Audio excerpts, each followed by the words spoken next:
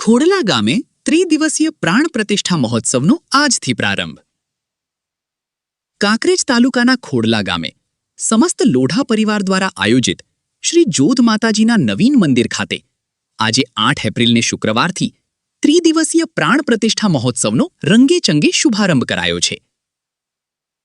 ત્રિદિવસીય આ પ્રાણ પ્રતિષ્ઠા મહોત્સવનો આજે વહેલી સવારે વિધિવત રીતે વૈદિક મંત્રોચ્ચાર સાથે હવન યજ્ઞથી શુભારંભ કરાયો છે.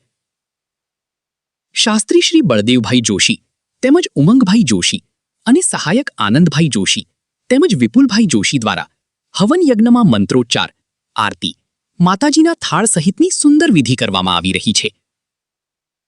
અનેરા આનંદ ઉલ્લાસપૂર્વક ઉજવાઈ રહેલા માતાજીના આ પાવન અવસર પ્રસંગે સમસ્ત ખોડલા ગામના રબારી સમાજ સહિત દરેક સમાજના લોકો એક સંપ બની આ રૂડા અવસરને શોભાવી રહ્યા છે.